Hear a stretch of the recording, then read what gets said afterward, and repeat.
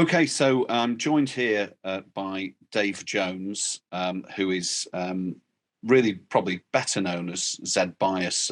His sort of most well-known public persona, but there are other names that you're known by. We'll probably talk about those in a minute.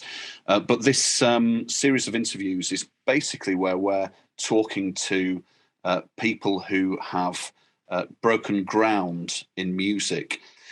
So, Dave, could you start by maybe telling us about how things started off for you, and when they started off in terms of making music, and what was happening at the time in the world, in the environment? Okay, well, I guess my foray into music production started around '94. I was nightclub security, fell into the job by accident. I got recruited outside the first club I ever DJ'd at, which was like a working man's club in Milton Keynes. I got recruited into doing the security at the Sanctuary, which was kind of the birthplace of rave, if for want of a better word, jungle, techno, happy hardcore. I used to work regularly every week at Dreamscape, Helter Skelter,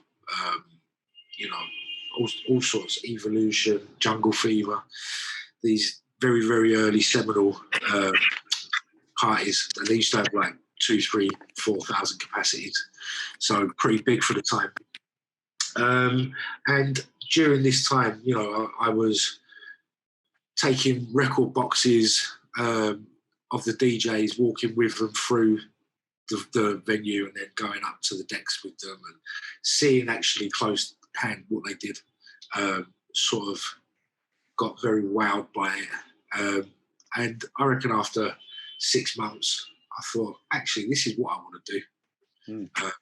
Not so much being a DJ, but I just want to be part of the thing that makes people do this, hanging off the rafters and just going crazy. Much better than throwing people out of the club, making them dance. So you were there perhaps by accident in that environment. But it happened to be where the sort of the genesis. There were real sparks flying. In essence, a sort of new, evolving scene and environment. It's something we take for granted now is, the how can I say, the way that dance music of all genres has permeated society. From that time that I mentioned it onwards, we kind of take the whole sound for granted, but back then it was like Subculture had made it. Well, it was the sounds were so crazy to the average ear. It was the reaction was very primal. There was like, it's sometimes I still get this kind of reaction when I'm playing abroad and I'm playing sounds that they've never heard before. But I used to see that in a big, big way, week in, week out. And it was so exciting. I mean, it really was exciting. So, I just wanted to be part of that. I wasn't sure how.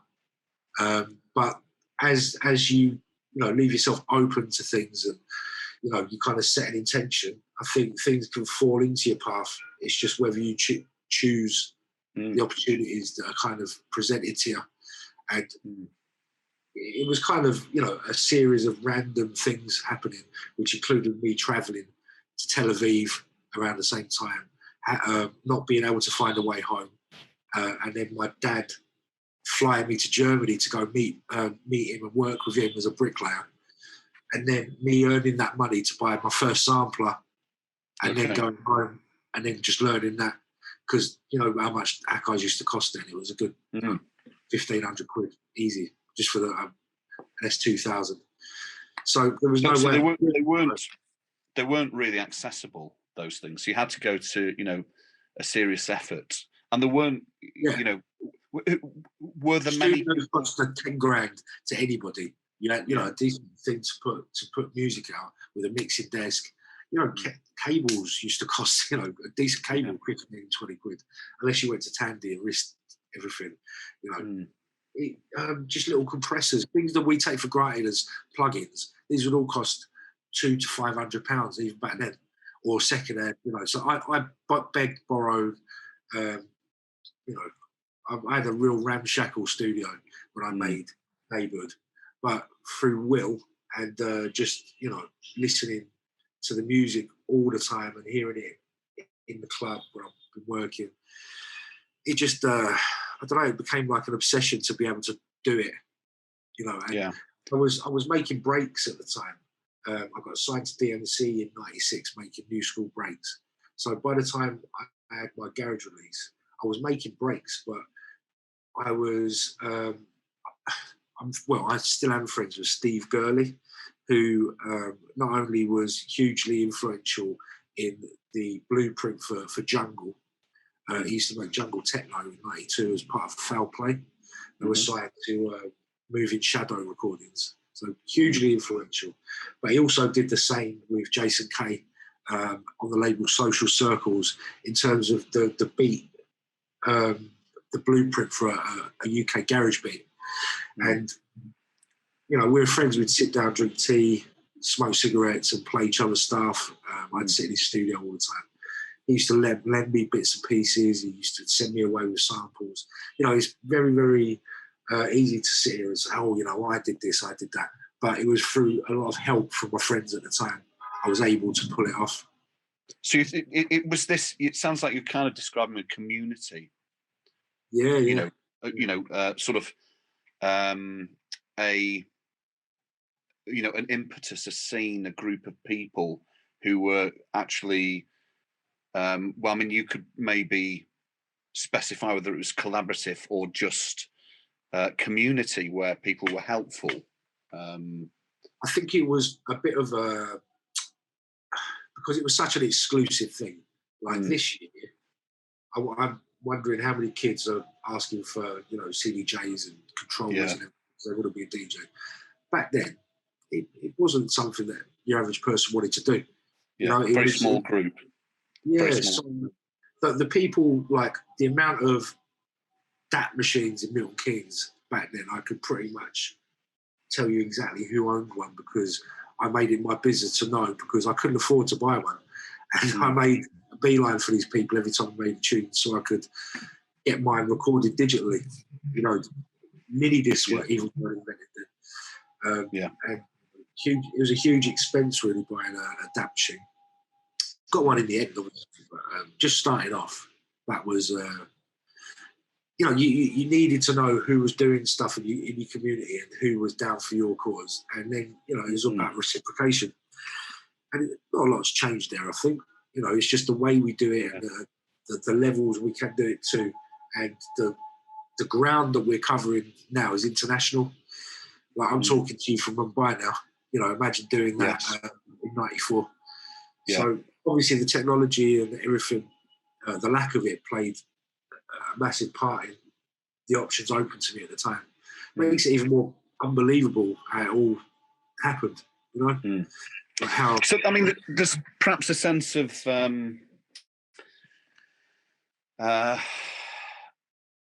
invention in what you're describing, inventive uses of technology, making the most of the equipment that you had, pushing those boundaries. Neighbourhood was a very important record for you, and one that is still receives a lot of airplay, quite some time. I guess this series is in part about creating music that has legacy and continues to be relevant.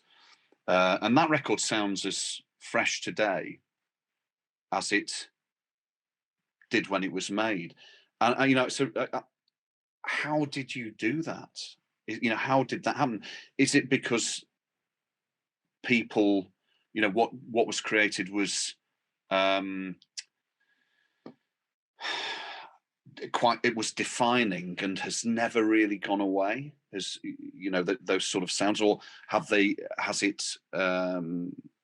did it burn brightly and now people it's burning again, or what's happened with that? I think to some extent it's never gone away because I've never let it go away really. Mm-hmm. Maybe the first few years I let it die down. I didn't have a great experience with the record label, especially for the between 1999 and 2003. It was signed to an independent who signed it in perpetuity. All right. Didn't really advise us to get any legal, Yeah. advice. That used to happen quite a lot, didn't it? But in perpetuity deals are really frowned upon now, aren't they? They are, yeah, they are, and it's not fair. But saying that, I found ways around it so I could release versions of it on other labels and on my label. I've done various remixes over the years. There's been quite a few commissioned over the years, so it's kept it alive. I wouldn't say like every trend and sound has had a version, but most of the electronic genres has got a neighbourhood remix in that style. Can I just, one thought that occurs is, I mean, I'm aware of how in the industry, you are very respected and seen as somebody who's broken ground. Conversations about you, the people who know, are very respectful. But one thought is that your music, your outputs, there's a relationship, for want of a better term, that you have with being cool. You're synonymous with what people see as cool, credible. And it seems like people want, your remixes have always been in demand. People, a lot of people want a Zed Bias remix. Have you ever thought about that, or is it just you doing what you do? There's a clear commercial line that I see at any time. You can usually find it Radio 1 Saturday night, and what I've always tried to do, and it's become kind of just second nature, so I've not had to think about it too much, is take it just up to just under that line and don't go over it. But the Radio 1 Saturday night is Radio 1's cool thing, isn't it? That's my line. Do you know what I mean? So I've been having Radio 1 and One Extra DJs playing weekly my songs, but none of them ever go in the charts. No, because I really don't feel, I've never felt that that's the reason I got into it. It's not, my first ambition was actually to make one record and have Giles Peterson play it, and that was it. I didn't have any aspirations to be a pop star. The big music video that was made by Andy Hilton for Neighbourhood doesn't have me in it because I didn't want to be in it. I was offered kids' TV programs, Top of the Pops. At one point, there was talk of that. I just kiboshed all of it. Didn't want any of it. I have a feeling I was offered to work with Khalees, right, before she became massive.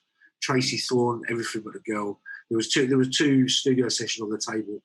I said no straight away. I'm working with Juice Man and Nicky Prince on the follow up, and sorry, not interested. I was a bit like bloody minded, and today's Dave probably would have found a way to shoehorn it all in and finesse it to make it all work. But I was quite, I just wasn't having any of it. I was very staunch for my lot. And I think out of that came my involvement in what came next, which was Ammunition, making a company called Ammunition with Sarah Lockhart. And Ammunition was like an umbrella distribution, pressing and distribution company for a lot of the seminal, now known as seminal record labels, which then went on to breed grime, dubstep. And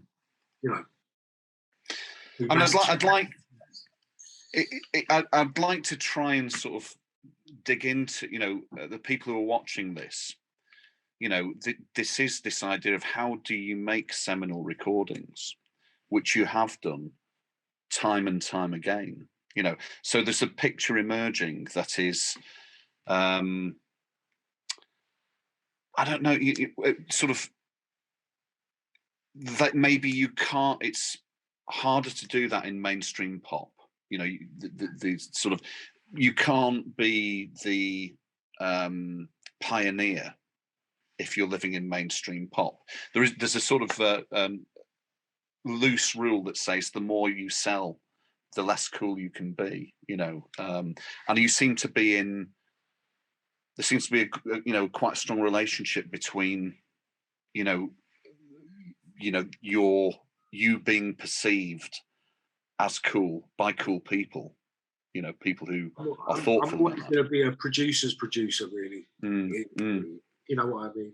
Other producers, other DJs have always, you know, and I say always, like since I very first started, let me know that I've been an influence or an inspiration to them, or, you know, they appreciate my work or whatever level. That sort of keeps you going in the same lane, you know. So yeah. I've never felt the need, or maybe a couple of times due to anxiety periods in my life where I felt things were dropping off. My knee-jerk response was to get a little bit commercial, and like I've had people in my ear at certain times saying, "Oh, you should be doing better than you are now."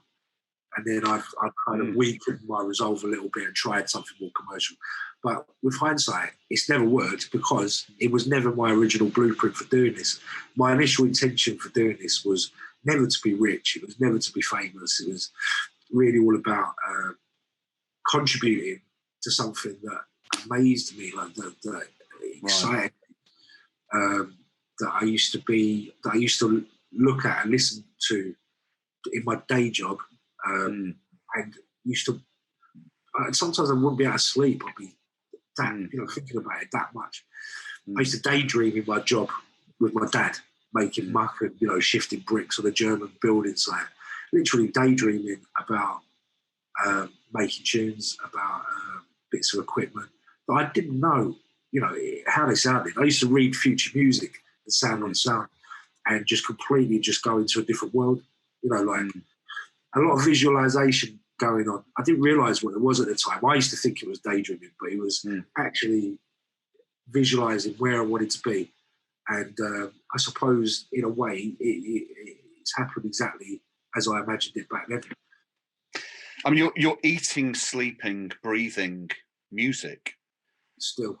So that is, you know, again, sort of trying to identify the things that make, you know, that contribute to somebody becoming or being a seminal musician. You know, I'm sort of trying to grab hold of these little nuggets based on things that you're saying, but you are painting a really, you know, clear picture. So this is brilliant. What about your taste? You know, your taste in, you know, how does that feature? Does it feature in all of your outputs? Do you have filters? You know, do you go, no, I did it, I thought it was going well, you know, and do you throw things away? All the time. Yeah. I've got a 25% success rate. Okay. Roughly, over the years. So is there 75? So for every track you release, there's maybe 3 others that don't get put out. Yeah. Okay.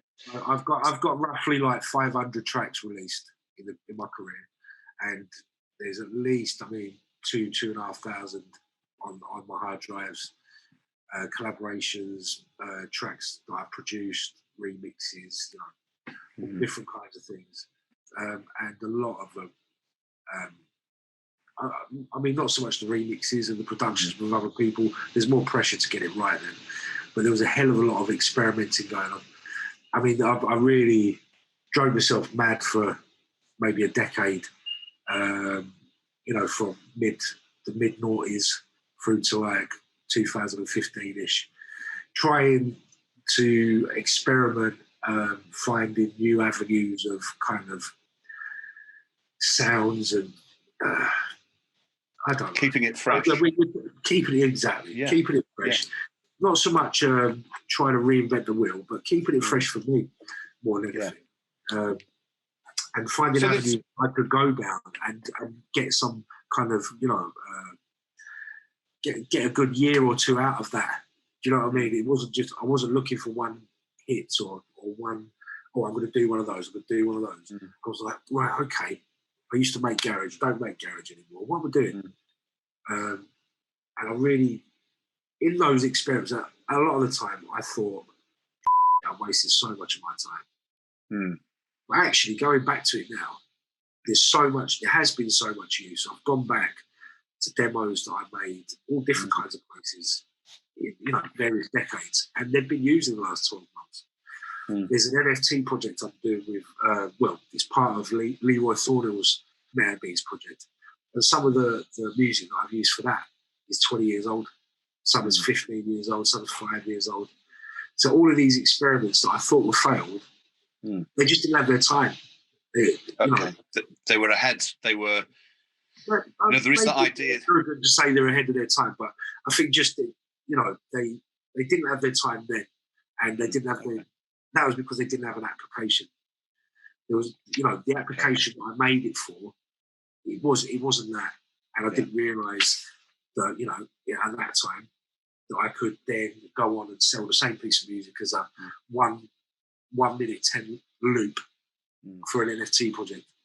Yeah. You know what I mean? Sometimes you just got to have the base product there, ready and waiting, and kind of not forget about it. Just keep it in a queuing system or keep it in stasis. Do you know what I mean?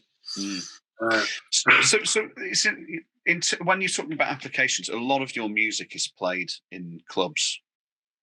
Yeah, mainly. But also people, it's personal consumption as well. But when you're making the records, how do you sort of connect it? Are you always thinking about people dancing to it, or Well, there's a lot of production in the last 10 years where I've been making sort of neo soul tracks, and for me, it's been more like a nod to my favourite genre, which is soul music. Full stop. Whether it be you did some really nice stuff with Omar, in the past. Yeah, I mean, funny enough, that wasn't soulful. It was kind of it was soulful, not soul music. It was kind of his exciting electronic dance moments, and I was happy enough to share them with him. And he's done quite a lot of house music since then, and sort of he's done quite a lot since then. But I think I was really one of the first to have a dance hit with Omar. So that was nice. Obviously, we're mates now, and that opened the doors to other collaborations with other people. So that's been really nice. I've got a project called Zed Bias, Zen Bias. Okay, that's interesting. Is that new or? Yeah. Hopefully it's going to be signed to K7 pretty soon. We're negotiating at the moment. A label called Soul Bank, which actually has Omar signed to it. Okay. So that's pretty much an anthology of these soulful moments over 22 years, where I've made tracks for fun. And when I say for fun, I mean I used to put thousands of pounds into these productions. I used to get incredible musicians to come and stay at my house, work in my studio for the weekend, charge me their fees, but they'd stay like a B&B, I cook them breakfast and all that. And, for example, Kevin Robinson used to come round and play on dozens of my tracks at a time in one weekend. Kevin Robinson, who was the MD of Simply Red, was incognito, etc. He's like one of the world's best trumpet and flugelhorn players. Pete Whitfield, he's a strings player, arranger. He used to do the same, but up in Manchester. So what's coming across here is the attention to detail and the quality that you're seeking, the really discerning choices about. Do you sort of hear somebody's playing and go, I'd love to get that on a record, and then No, it's been knowing the ingredients to make this. The way I started was such a botch it affair. There was no. I mean, an act of truth. Recording neighbourhood vocals was through my Sennheiser headphones straight into the input on the front of the sampler. Wow! I didn't have a mic. So that's why it sounds like a sample so much in the first one. It's because it's really badly recorded. Yeah. Ingenuity, though, if you didn't have something, you manoeuvred. Yeah. That's all we had.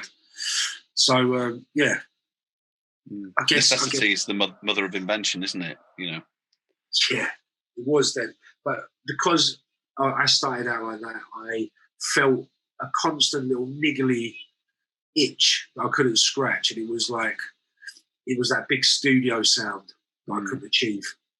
But it's ironic that all the guys with the big studios were trying to sound like you.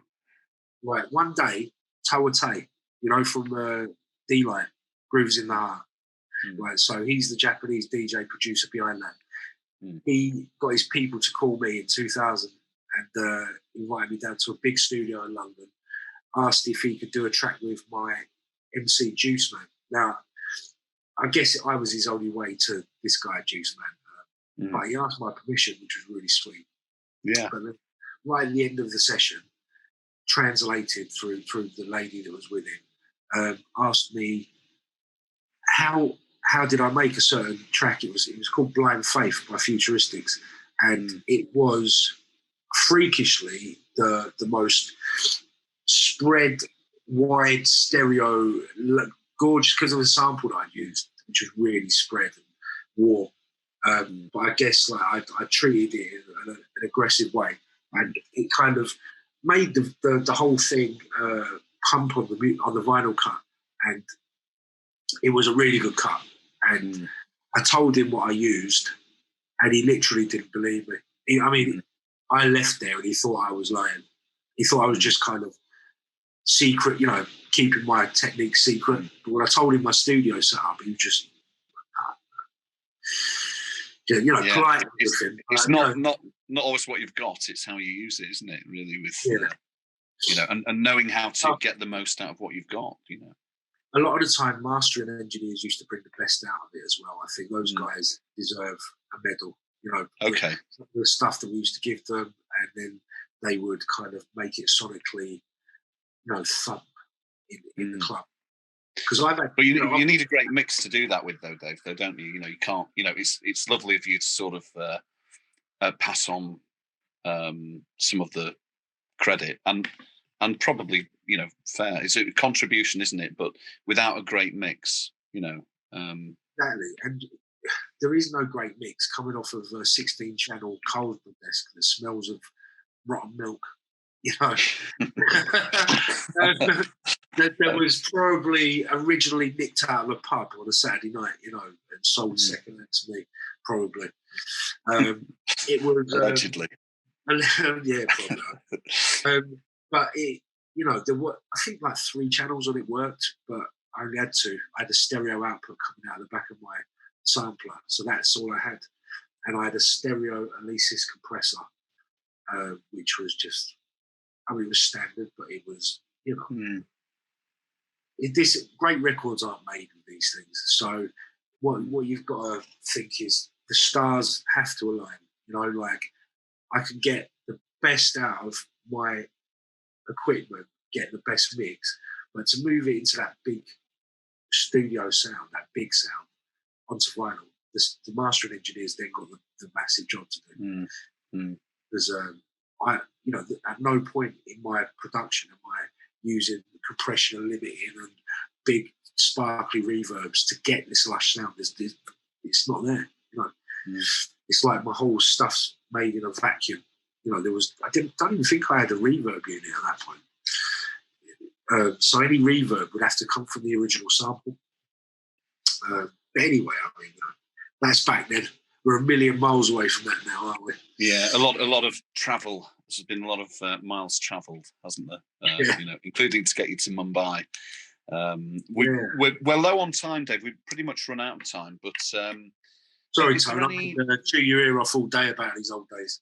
Yeah, well, it's there's many valuable lessons to learn, and to be honest, I think sometimes it's not always easy for us to see it ourselves. Sometimes the conversations reveal more than than the words, don't they? Really, the journey, the narrative. You know, when you're saying things, you're talking about how many tracks you produced. 500 released, 2,000 made. That speaks books about your output, your ability to create is prolific. And then that you're discerning. You throw away, 3/4 of the material, not but then sometimes pull some things back because it's the right time or the right application. There's so much thought goes into it, and I think we've just unpicked a fraction of that. Let's try and do some more. We'll do perhaps a fuller interview rather than this is a section of an anthology. But last thoughts, Dave, last words for this interview?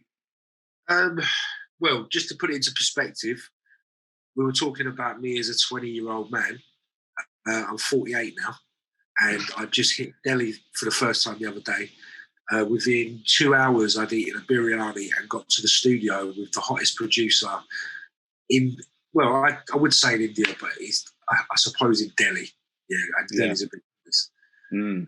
And we'd made a track that night in 4 hours, mixed, mastered, proper, and it's all over social media. If people want to have a listen to it, we played it, and the reactions were wild.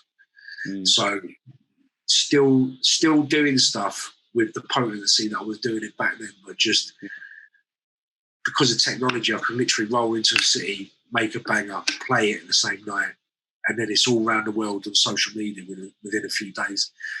It's, what a time to be alive.